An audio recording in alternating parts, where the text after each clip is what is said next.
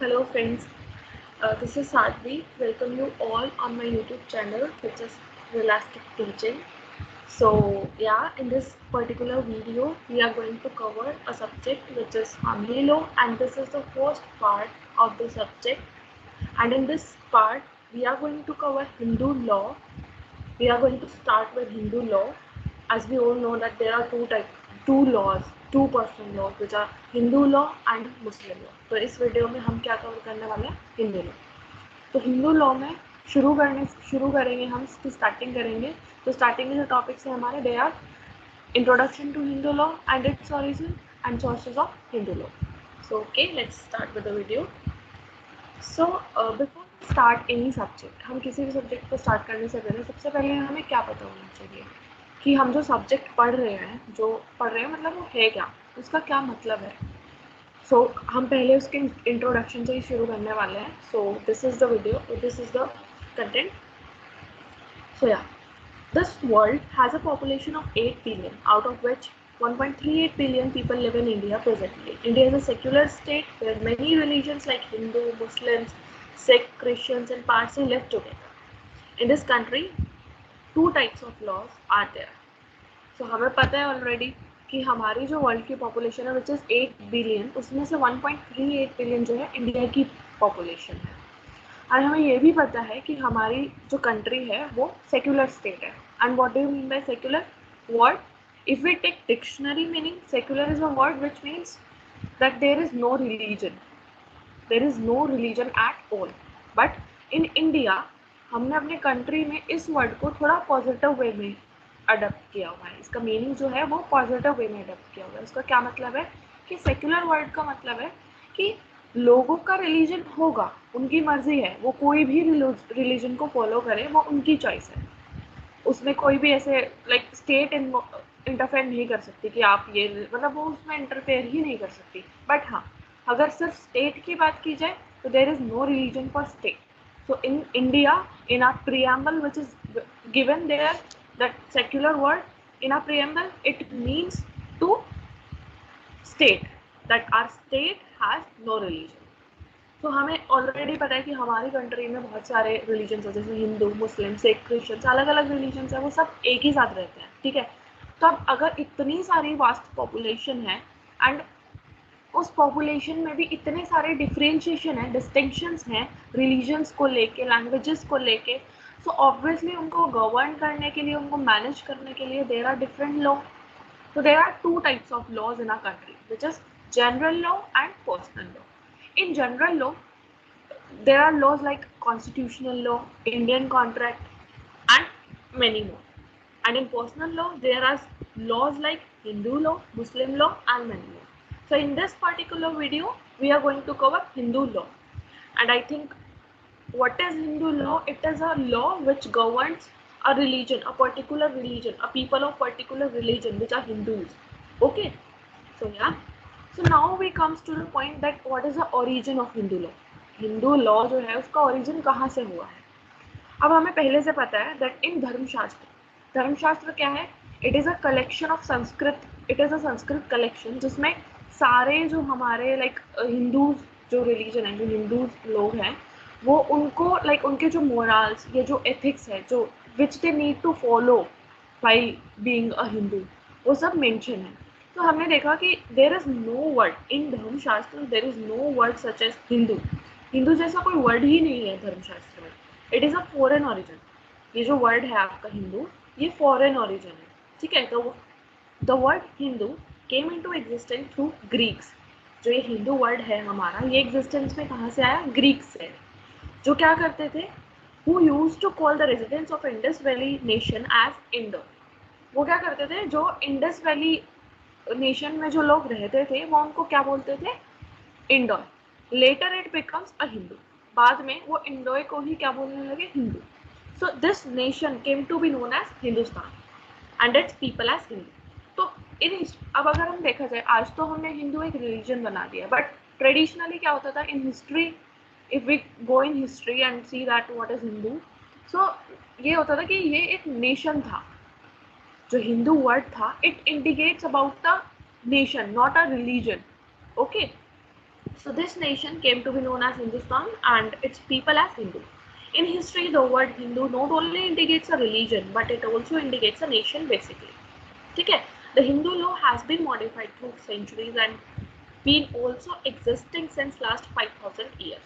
हमें पता है पहले अगर हम हमारा जो हिंदू रिलीजन है जो भी लॉज हैं वो बहुत पुराने हैं एंड तो वो उनमें बहुत सारे ऐसे इवोल्यूशंस या फिर हम बोल सकते हैं कि उनमें बहुत सारे मॉडिफिकेशंस किए जा चुके हैं तभी हम उनको अब तक फॉलो करते आ रहे हैं। ऐसा तो नहीं है कि हम जो 5,000 साल पहले जो चीज़ें हम फॉलो करते थे वही सेम चीज़ें हम आज फॉलो कर रहे हैं, ऐसा कुछ नहीं है। तो टाइम टू टाइम इसमें चेंजेस मॉडिफिकेशंस किए गए हैं and has also continued to govern the social and moral figure of Hindu life by following the different elements of Hindu cultural life. And हाँ हमने ये भी देखा है कि हमारा जो हिंदू लॉ है वो स्टार्टिंग से ही मतलब उसे गवर्न किया है हिंदूज की सोशल एंड मोरल फिगर को, ठीक है, and different elements we are following. So now the origin is foreign origin and it came into existence through Greeks, which calls Indus Valley nation, people living in Indus Valley nation as Indoid, and which later comes to known as Hindu. And in history, Hindu was not only a religion. Traditionally, it indicates towards a nation, which is Hindustan, and the people living in Hindustan were called as Hindu. After knowing about the origin of the word, now we are going to know that what are the sources of these Hindu laws. ठीक है, the sources of Hindu law can be categorized under two heads. हमारे दो heads हैं जिसके according हम Hindu law को categorize कर सकते हैं. पहला ancient sources and second is modern sources. तो एंशियंट बाय द वर्ड आप यहाँ पे देख समझ सकते हैं कि एंशियंट का मतलब क्या है एंड मॉडर्न का मतलब क्या है. एंशियंट जो बहुत पुराने हैं, जो पुराने टाइम से ट्रेडिशनली चलते आ रहे हैं, एंड मॉडर्न जो अब उनमें कुछ मॉडिफिकेशंस किया जा चुका है एंड नए टाइम के अकॉर्डिंग उनको चेंज कर दिया है, इसलिए वो नए लॉज हो गए, लाइक मॉडर्न लॉज हो गए. सो या सो नाउ अब हमने पढ़ा कि एक एंशियंट सोर्सेज है एंड मॉडर्न सोर्सेज. तो what are these sources, particularly what are these sources? Now in this further in this video we will be discussing these subsections of sources, which is in ancient sources there are three sources. First Shruti, and second Smriti, and third is customs. We will discuss these three sources in details in this further video. And next is modern sources. In modern sources the subsections are first is equity, fairness and good conscience, precedents and judicial decisions, and legislations. So now we will be discussing these subsections in details in further slides. So let's start. Now ancient sources, as I told you कि पुराने time के जो like sources थे, पुराने जो sources थे उन्हीं को हमने हिंदू लॉ का सोर्स बनाया. तो सबसे पहला सोर्स हम क्या लेंगे, which is Shruti. Now what is श्रुति? श्रुति तो सुना सबने है श्रुति के बारे में, लाइक हमने संस्कृत अगर थोड़ी बहुत भी पढ़ी हो तो हमने ये स्मृति, श्रुति ये सब हम पढ़ चुके हैं ऑलरेडी. तो अब इसी चीज को हम डिस्कस करेंगे कि ये श्रुति जो है ये हमारे हिंदू लॉ का सोर्स कैसे बनी. ओके, तो इस स्लाइड में हम यही डिस्कस करेंगे. Now Shruti is a Sanskrit word that means something which can be heard. क्या है श्रुति? हमारा एक संस्कृत वर्ड है जिसका क्या मतलब है, ऐसी चीज जिसको सुना जा सकता है. The Vedic peoples lives are often described in shrutis. तो जो वैदिक पीपल्स की जो लाइफ है वो ज्यादातर हमारी श्रुतिज में डिफाइंड है. मतलब ऐसा नहीं है ना कि वो कहीं लिखी हुई है. वो क्या है कि पहले कुछ लोग होते थे जो वैदिक पीरियड में थे एंड देन कुछ लोग आए आगे, तो कुछ लोग जो बचे थे उन्होंने अगलों को मतलब आगे की जनरेशन को बताया, उन्होंने नेक्स्ट जनरेशन को बताया. तो ये ऐसे सुनते सुनते ऐसे पास आउट होती गई. तो इसीलिए इसको श्रुति बोलती है, जो सुन के हमने अडॉप्ट किया है. ठीक है. It is made up of 6 Vedangas, the Upanishads and the 4 Vedas which are as follows. तो कौन कौन से हैं? क्या ये जो आपके श्रुति है ये किससे बनी हुई है? 6 वेदांगास से, द उपनिषद्स एंड 4 वेदास, जो कि ये ऐसे नीचे दिए गए हुए हैं. पहला the Rig Veda which is the oldest of 4 and includes songs and hymns. अब ये जो हमारा अभी हमने बोला श्रुति, श्रुति का मतलब क्या है? सुनने से. ठीक है. तो अब हमने बोला ना कि 6 वेदांगास, उपनिषद एंड 4 वेदास से लिए गए हैं. सबसे पहला वेदा कौन सा है हमारा? ऋग्वेदा. तो ऋग्वेदा का मतलब क्या है? मतलब है उसका सॉन्ग्स एंड हाइम्स। तो कुछ चीजें हैं जो लोगों के पास, जो लोगों तक सॉन्ग्स एंड हाइम्स, हाइम्स मतलब मंत्र, मंत्र के थ्रू वो लोगों तक पहुंची। तो मंत्र जो है वो गाए गए, बोले गए, उसके बाद वो सुने गए किसी के थ्रू, तो वो सुन के अडेप्ट किया, ठीक है। एंड जो ये ऋग्वेद है ये ओल्डेस्ट, ओल्डेस्ट मतलब सबसे पुराना है इन चारों में से। Next is Yajurveda which comprises rituals and mantras. Again rituals, practices, like होता है ना हमारे घर में भी हम देखते हैं कि जब हम कुछ हम बच्चे होते हैं, ठीक है, हमारे जो पेरेंट्स होते हैं कई बार हम मतलब कोई भी ऐसा बंदा मैंने नहीं देखा कि जो स्टार्टिंग से ही सब कुछ जानता हो। हमने पेरेंट्स से करते हुए देखा है, उनको तब सीखा है। जैसे हवन होते हैं लोगों के घर में, सबको हवन करना नहीं आता, बट कुछ कुछ चीज़ें हम लोग सीख जाते हैं। कैसे? देख के। तो ऐसे ही, तो ये क्या है, विच comprises of rituals and mantras. तो जो रिचुअल्स हैं वो बहुत टाइम से फॉलो होते थे, तो फॉलो होते जा रहे थे, होते जा रहे, लोग उनको देखते जा रहे थे एंड अडॉप्ट करते जा रहे थे। ये हो गया। Next is the Sama Veda which contains musical notes and prayers. Again musical notes और प्रेयर्स के थ्रू ये आपने मतलब आगे की नेक्स्ट जनरेशन ने अडॉप्ट किया। And the other Veda which contains musical notes and prayers contains magical spells. जो अधर वेदा है ये, इसमें क्या होता था, इसमें ऐसे कुछ वो नहीं होता था कि कोई म्यूजिक ऐसा नहीं होता था। इसमें क्या होता था, कुछ मैजिकल वो बताए, पावर्स बताई जाती थी। जैसे हम लोगों को शुरू से ही बताया जाता है that there is a positive power, भगवान है, एंड वो ऐसे अगर तुम अच्छा करोगे तो वो अच्छा करेंगे। एक तरीके से होता है ना, बच्चे को शुरू से मैजिक्स की ट्रिक्स, मतलब ऐसे कि हाँ भगवान के पास जादू होता है, वो सब सही कर देते हैं, ये सब चीज़ें होती थी। तो यही चीज़ इसमें दी गई है, ठीक है। मतलब वो उन्हीं चीज़ों को अडॉप्ट हमने कैसे किया है, अधर्वेदा के through. In this particular video, I'm just telling you that I'm trying to make you understand with the point of view of Hindu law, and I'm not going into these Vedas deeply. I'm just ऊपर से मैं आपको ये बता रही हूँ कि exactly मैं अपना पॉइंट समझाने की कोशिश कर रही हूँ कि हिंदू लॉ में हम इन चीज़ों को कैसे अडॉप्ट कर रहे हैं। And I am not going into these Vedas deeply to make you understand, okay? So you just needs to know that ancient sources of Hindu law are Shrutis, and Shrutis which means something which is heard, and Hindu laws हमारे Hindu law श्रुतिस पे based है, जो कि हमने सुन के adopt किए हैं। And वो सुने कहाँ से हैं, इन 4 वेदास से, ठीक है। ये तो the Shruti is in theory the primary and paramount source of Hindu law and is believed to be the language of divine revelation. As a result, it is the fundamental foundation of Hindu law, yet is not legally enforceable. What does it mean? कि श्रुति जो है वो एक theory एक तरीके से हो गई है और सबसे पहला सोर्स है, पहला and I will say important source है, क्योंकि हमें चीज़ों के बारे में पता कैसे लगता है, लोगों के थ्रू, पुरानी बुक्स के थ्रू, है ना, हमारे जो ग्रंथ हैं उनके थ्रू हमें चीज़ों का पता चलता है।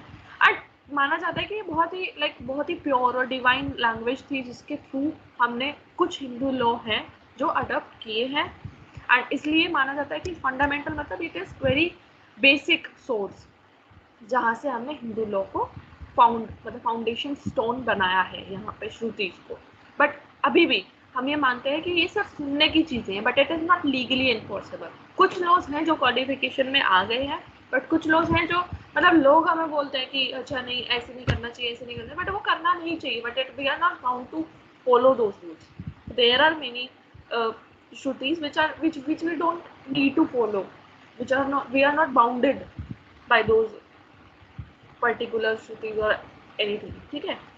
So next sources is Smriti. So what is Smriti? Smriti again is a Sanskrit word, which means, in this word Smriti, it is Smri, which means to remember, and Smriti in basic terms pertains to God's words that the sages forgot to tell in one's original form, but which the sages recalled and wrote in their own words. What does it mean? Thus, Smriti translates to that which is remembered. Again, स्मृति का मतलब अगर मैं आपको generally मतलब बताती हूँ इसका, तो इसका मतलब क्या है, याद रखना। अब हमने श्रुति में देखा कि हमने चीज़ें सुनी, ठीक है, हम चीज़ें सुन रहे थे, अब वो सुनी, कुछ लोगों ने वो याद रखी, तभी तो वो चीज़ें आगे ट्रांसफर हुई है। तो स्मृति का मतलब यही है देख रहे हो तुम कि कोई चीज थी पहले वो होती थी, देन वो लोगों ने समझी एंड देन वो लोगों ने समझ के याद रख के आगे वाली जनरेशन को पास आउट की। तो this is a like it is a you can say it is a chain which we are going through. ठीक है, हमारे दादा दादी हमको कुछ बताते हैं, मम्मी पापा कुछ बताते हैं, तो बहुत सारी चीजें ऐसी हैं जो हमने अपने दादा दादी से सुन के सीखी हैं, करके सीखी है और उन्होंने याद रखी है, इसलिए उन्होंने हमें बताई है। ठीक है, तो यहाँ पे इसका मतलब यही है कि याद रखना।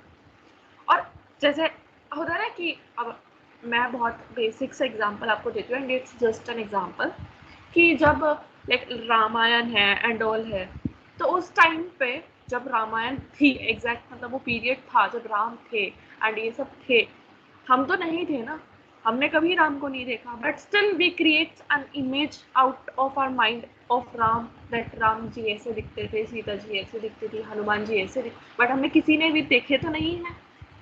तो इसका पॉइंट क्या है कि जिसने वो देखे थे उसने उनको याद रखा एंड ताकि आगे वाली जनरेशन को वो चीज़ पता चल सके, उन्होंने उसको कहीं ना कहीं लिख के, बोल के, गा के, प्रेयर्स में, मंत्रास में उसको एक्सप्रेस किया है। ठीक है, तो इसका मतलब यही है to go it Smriti in basic terms pertains to god's words that the sages मतलब कोई भक्त या फिर यू कैन से जो उस टाइम पे हमारे गुरु होते थे या ब्राह्मण जो होते थे वो लोग, तो अब वो ओरिजिनल फॉर्म में तो उसको उस टाइम पे वो नहीं लिख पाए क्योंकि उस टाइम पे इतनी सारी चीजें नहीं थी कि लिख सके एंड ऑल, बट कैसे ना कैसे उन्होंने उसको याद किया, उनको अपने वर्ड्स में थोड़ा चेंज करके उनको लिख के बताया। तो this smriti translates to that which is remembered. ठीक है, जो चीजें उनको याद रखी उन्होंने वो लिखी, लिख के, बोल के, गा के उन्होंने वो आगे की जनरेशन तक, लोगों तक पहुंचाई। तो स्मृति का मतलब जनरली यही होता है कि याद रख के आगे बढ़ाना। Though the Smriti are not in the exact language of the god, they embrace what the sages learned from discoveries and they are regarded to have arisen from the god in the context that they embrace what the sages remembered from revelation। क्या मतलब है? अब हमें हम स्मृति इसका मतलब ये तो नहीं है जो भगवान ने कहा था एग्जैक्टली हम वही सुन रहे हैं या वही पता लग रहा है हमें, नहीं। इसका मतलब क्या है कि जो उस टाइम पे जो भक्त थे या जो जो उनके सेजेस थे वो क्या कर रहे थे, वो उन सब चीजों को देख रहे थे and they are learning from it and they changed, they translated it into their language and then they conveyed it into their words to the people. Okay, thus Smriti suggests human authorship, putting human action into substantive and procedural proclamation of law. तो स्मृति क्या होता है कि स्मृति क्या करती है, suggest करती है ह्यूमन ऑथरशिप। ऑथरशिप मतलब कि भाई हाँ वो बताती है कि लोगों को ऐसे करना चाहिए, ऐसे करना चाहिए, और फिर उनको ह्यूमन एक्शंस में लाती है and then substantive and procedural proclamation of law. And कुछ चीजें उसमें से ऐसी है जो सब्सटैंटिव का मतलब हो गया कॉडिफाइड, लाइक लिख दी गई। ठीक है, एंड प्रोसीजरल फिर उनका प्रोसीजर बना दिया गया कि एक तरीके से एक लॉ बना दिया गया कि हाँ भाई अब ये ऐसे करना, हम पहले से ऐसे करते हैं ना, हमें ये आगे ऐसे करना है। द धर्मशास्त्र old smriti and the dharmshastras, sorry, the dharmashastras old smriti and dharmshastras new smriti are the main two types of smriti। ये दो तरीके की स्मृति हैं हमारी, एक ओल्ड स्मृति एंड एक न्यू स्मृति। इसमें इतना करने की जरूरत नहीं है, you just need to remember that Smriti is a source of Hindu law and it is an ancient source and what does it mean? It means to remember। लोगों ने जो चीज याद रखी थी उसको याद रख के उन्होंने वो चीज लिख के, बोल के, गा के आगे की जनरेशन को पास आउट की। गॉड के वर्ड्स को उन्होंने याद रखा एंड उनको अपनी लैंग्वेज में टर्न आउट करके उन्होंने लोगों तक पहुंचाया ताकि लंबे टाइम तक या फिर आगे की जनरेशन को उसके बारे में पता चल सके। Okay, so the next source is customs. Now customs is like रीति रिवाज जो हम बहुत टाइम से करते आ रहे हैं। हाँ ऐसा है, बहुत सारे कस्टम्स हमारे चेंज हो चुके हैं, बहुत सारे नहीं भी हुए, है ना। तो आज भी अगर हम देखते हैं कुछ चीजें अब तो लाइक बहुत चेंज आ गया है, बट ऐसा होता था ना कि बहुत पुरानी चीजें जो चलती आ रही थी, प्रथाएं जो चलती आ रही थी, जो वैलिड लगती है आज भी लोगों को वो लोग फॉलो करते हैं, बट जो नहीं वैलिड लगती वो चेंज हो जाते हैं। बिकॉज वो है ना कि आप human is a evolving person, वो टाइम टू टाइम इवॉल्व होता रहता है। एंड अगर आदमी खुद इवॉल्व हो रहा है तो उसकी चीज़ें, उसके लॉज, उसके रूल्स, उसके रेगुलेशंस, उसके कस्टम्स सब कुछ चेंज होते हैं, उसकी थिंकिंग टाइम टू टाइम सब चेंज होता है, तो इसलिए उसमें मॉडिफिकेशंस किए जाते हैं। Now we are going to learn this custom, understand this customs. In India, custom the most widely used and recognized source of Hindu law, as we all know that. Custom सबसे ज्यादा जाना जाता है। बोलते हैं ना कि हमारे दादा दादी बोलते हैं कि पुराने टाइम पे ये होता था, पुराने टाइम पे ये होता था, हम ये करते थे, तो हम वो चीज़ याद रखते हैं एंड हम खुद भी फील ऐसे फील करते हैं कि हाँ यही है, ये हम खुद लाइक वो चाहे वो कहीं लिखा हो या नहीं लिखा हो, बट हम बिलीव करते हैं उन चीज़ों पे, ठीक है। So now customs were valued in all of the श्रुतिज and smritis. मानी हमने श्रुति भी कहीं ना कहीं सुन के, अब लोग अगर ना सुनते तो श्रुति ना होती, एंड लोग अगर ना याद रखते तो वो ना बता पाते। तो एक तरीके से पुरानी चीजों को याद रख के बोल के आगे तक फैलाना, यही तो कस्टम है। However, usage is not the same as custom since is a common practice। हम मानते हैं इस चीज को कि जो यूसेज है सेम, जो कस्टम्स जब स्टार्टिंग से जो कस्टम्स थे अभी वो सेम नहीं है, there are difference. Specific basic requirements must be met for a custom to be a valid, namely हर चीज़ को तुम कस्टम नहीं बना सकते। ये नहीं है कि पहले वो बहुत सारी चीज़ें होती थी, सती प्रथा एंड ऑल, तो वो सब मतलब हर चीज़ को तुम कस्टम के नाम पे लंबे टाइम तक नहीं चला सकते। There are something which needs to be fulfilled. There are some requirements which needs to be fulfilled to call a custom a valid custom. Okay, so what are these requirements? First, custom must be put into practice over a long period of time। ये नहीं है कि तुम कोई नई चीज उठा कर ला रहे हो आज और बोल रहे हो ये कस्टम है इसको फॉलो करो, नहीं ऐसा नहीं होता। वो बहुत लंबे टाइम से पहले से ही फॉलो होती हो रही होगी, तभी उसको माना जाएगा कि हाँ ये कस्टम है। Now it next is it must not be immoral or ethically repugnant। what does it mean? कि ना तो वो किसी भी तरीके से इमोरल होना चाहिए, जैसे सती प्रथा और वो थी हमारी लाइक बहुत सारी चीजें थी, बाल विवाह, ये सब ये मतलब काफी इमोरल और एथिकली ये लोग ये चीजें सही नहीं थी। तो customs time to time change होते हैं और शायद उस टाइम पे लोगों को लगता था बट अब नहीं लगता क्योंकि इमोरल है वो चीजें, ठीक है। Now in some places it is regarded as law. Customs को कुछ जगहों पे लॉ ही बना दिया गया है कि हाँ ये तो रूल है, ये लॉ है, इसको फॉलो करना पड़ेगा। The tradition must be consistent in the essence, in its essence. Consistent in its essence का मतलब क्या है कि वो ट्रेडिशन ये नहीं है कि बीच में लोगों ने छोड़ दिया फिर शुरू कर लिया। इट इज कंसिस्टेंट, बहुत टाइम से वो ऐसे ही हो रहा है एंड उससे कोई नुकसान नहीं हो रहा। और टाइम टू टाइम अपने आप को हर टाइम में ऐसे एडजस्ट कर पा रहा है। दैट कस्टम वो लोगों को समझ आ रहा है, हर टाइम में समझ आ रहा है। 4 साल पहले भी वो लोग को, 4 साल तो बहुत कम हो गया, आई वुड से कि 100 साल पहले भी वो कस्टम लोगों को समझ आता था एंड वो कस्टम आज भी समझ आ रहा है, उनको कोई गलत नहीं लग रहा उसमें, then it can be called as custom. It must also be specific and not wavering or vague. Specific का मतलब है इस लाइन का मतलब है कि वो समझ में आना चाहिए लोगों को, ये नहीं है कि वो बहुत बड़ा है एंड इट्स लाइक कि क्या है ये लोगों को समझ ही नहीं आ रहा, वो पढ़ रहे हैं या सुन रहे हैं बट उनको हजम नहीं हुई वो बात, तो ऐसा नहीं होना चाहिए। It must be reasonable and not in violation of any public policy और लॉ। रीजनेबल होना चाहिए और कुछ भी उसमें ऐसा नहीं होना चाहिए जो, जैसे आप देख सकते हैं कि आजकल बहुत सारे लॉज बन गए कि काउ स्लाउटर के ऊपर एंड ऑल। तो I am not, there is no offence in my like this topic which I am going to say right now. I am just telling कि काउ स्लाउटर लॉ बना दिया गया है अभी, ठीक है, मतलब है लॉ ऑलरेडी, अभी क्या मतलब बना हुआ है काफी टाइम से, बट तो वो ये है ना कि वो एक्सेप्टेबल नहीं था। एंड अब अगर कोई चीज़ वो कर रहे हैं, वो बोल रहे हैं कस्टम के नाम पे अगर वो चीज़ कर रहे हैं, बट हमारा लॉ तो अलाउ नहीं करता ना, लोगों की जो इंस्टिंक्ट्स है वो तो हर्ट हो रहे हैं ना उससे, तो मत करो वो चीज़ें। कस्टम के नाम पे तुम ये नहीं है कि कुछ भी करोगे, ठीक है। It should not be discarded and वो बदला या मतलब एक तरीके से उसको ऐसे डिस्कार्ड नहीं किया जा सकता, ठीक है। एंड अभी कुछ लोग होंगे कि काउ स्लाउटर के ऊपर मैंने बोल दिया तो थोड़ा ऑफेंस ले जाएंगे, but I am totally agree with you guys. Like I don't feel, मेरा तो मानना ये भी है कि सिर्फ काउ ही क्यों, लाइक काउ ही को ही क्यों बचाना है, मेरे मानने से तो सबको बचाना चाहिए, सबको जीने का हक है, चाहे वो चींटी, मकोड़ा, कुछ भी हो, काऊ ही क्यों, एक स्पेसिफिक काऊ के ही लॉस क्यों बनाए हैं?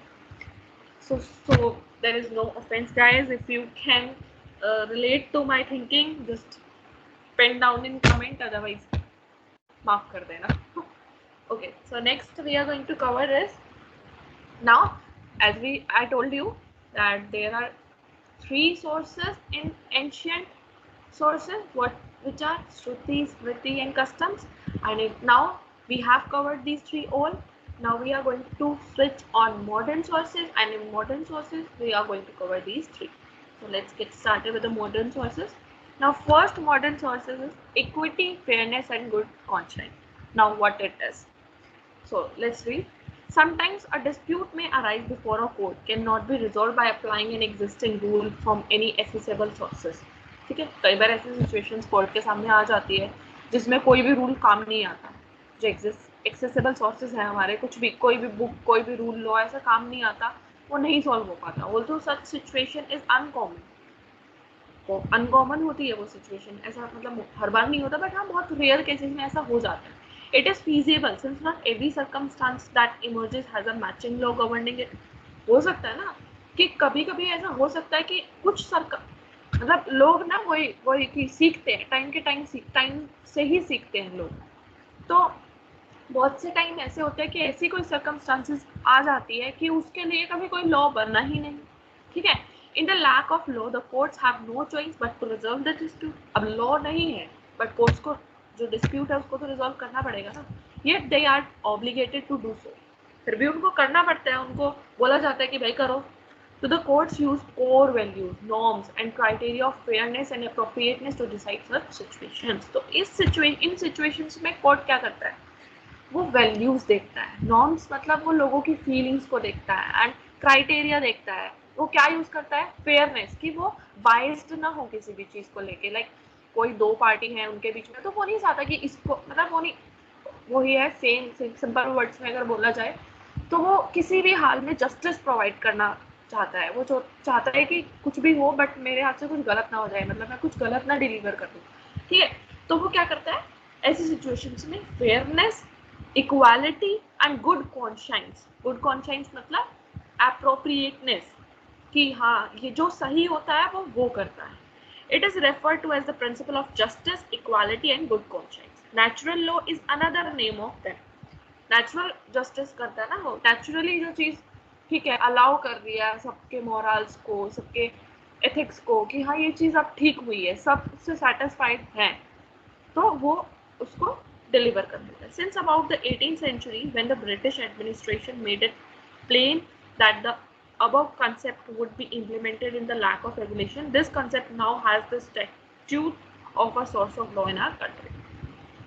So पहले नहीं होता था ऐसा कि बट 18th century के बाद से ये हो चुका है. ये कॉन्सेप्ट जो हमने अभी पढ़ा, fair, like fairness and all, ये सब हो चुका है. अब ये अडॉप्ट किया जाता है हमारी कंट्री में भी. Now let's get started to next. So now let's switch to next topic, which is presidents and judicial decisions. तो presidents and judicial decisions ये क्या है? Presidents and judicial decisions का हो गया कि कभी कभी ना लाइक पूरा ट्रायल करने की जरूरत नहीं पड़ती हमारे पास. कभी कभी ऐसा केस आ जाता है कोर्ट में जो कि ऑलरेडी डिसाइडेड है, मतलब वही सेम सर्कमस्टांस पहले भी हो चुकी है, कोर्ट के सामने वो केस उसी तरीके का सेम पहले आ चुका है. तो कोर्ट क्या करता है उस टाइम पे, वो लाइक ज़्यादा उसमें इन्वॉल्व ना होके वो क्या करता है, एज इट इज जो जुडिशियल प्रेसिडेंट्स है, प्रेसिडेंट्स का मतलब यही है जो ऑलरेडी दिए गए डिसीजंस हैं उनको वो कोट करता है, बोलता है कि उसमें ये दिया गया था तो वो मानेगा उसको, एंड वो एज ऑन फॉलो होते रहते हैं. The pyramid of courts was developed after the beginning of British control. ठीक है, the theory of president was form based on the premise of treating similar cases similarly. ठीक है, तो ये जो थ्योरी है प्रेसिडेंट की, ये आई कहाँ से, कि भाई अगर सेम ही केस है, सेम सर्कमस्टांसेस है, तो सेम तरीके से डील करो ना. ये नहीं है ना कि सेम ही केस था एंड सेम केस में एक आदमी को सजा होगी एंड एक को नहीं दी, जबकि सेम बिल्कुल जो भी लाइक उसमें कंटेंशन थी वो सबकी सेम थी. तो ये तो नहीं हो सकता ना, तो इसलिए ये कॉन्सेप्ट हमारा आया. The privy council Judgments are now obligatory on all subordinate courts in India unless modified or revised by the Supreme Court. अब ये है कि प्रिवी काउंसिल की जो भी जजमेंट्स होंगी वो ऑब्लिगेटरी हैं, वो माननी ही पड़ेंगी सबॉर्डिनेट कोर्ट्स को इंडिया में, जैसे कि जब तक कि सुप्रीम कोर्ट उसको रिवाइज नहीं करता, जब तक सुप्रीम कोर्ट खुद ये नहीं बोलता ना कि हाँ भाई मैं अपने इस जजमेंट को रिवाइज कर रहा हूँ, चेंज कर रहा हूँ, तब तक, या वो खुद सजेस्ट करता है कि नहीं भाई इस केस को थोड़ा अलग तरीके से हैंडल किया जाए, तब तक ये सब पे ऑब्लिगेटरी है सबॉर्डिनेट कोर्ट्स पे, जैसे high courts and district courts पे, कि वो जो सुप्रीम कोर्ट ने already if a particular case पे उसने डिसीजन दे दिया है एंड वो डील कर चुका है, तो वो उनकी ड्यूटी है कि वो same as it is follow करें।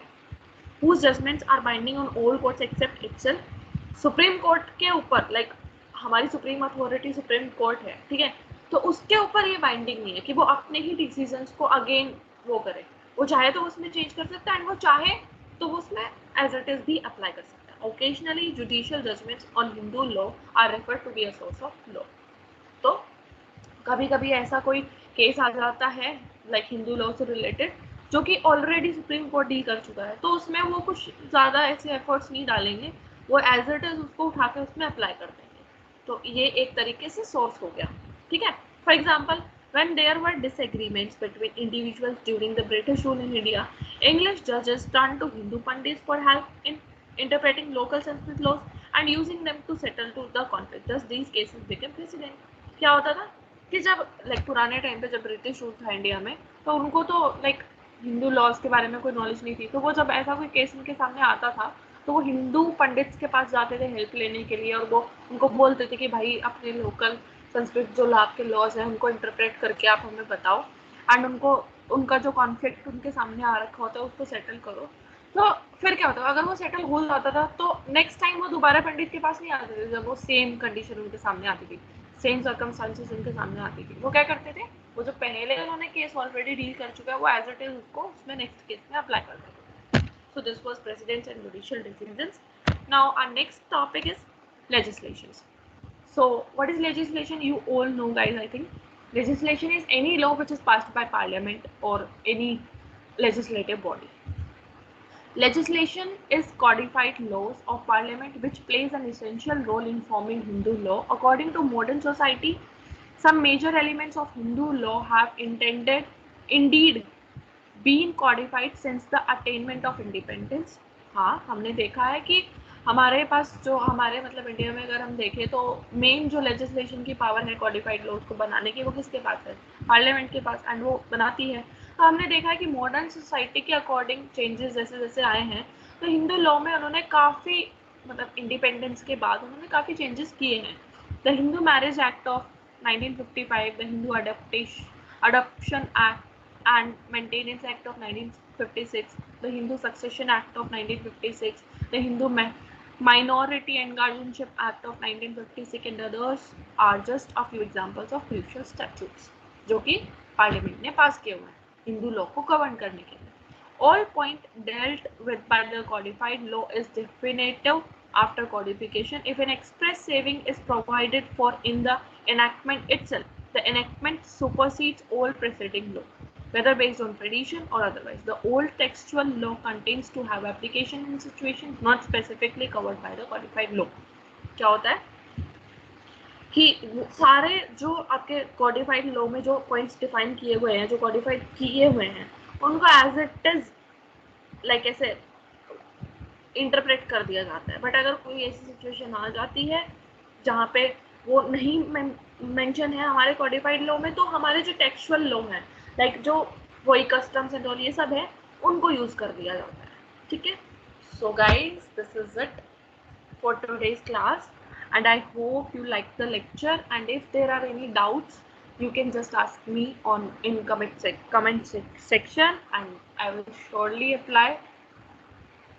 Now thank you for watching my video and please be attentive to the classes, and I will be posting many further videos of this family law, and I will try to make a playlist of the whole syllabus I'm going to cover in these particular videos. So yeah, thank you guys, bye bye.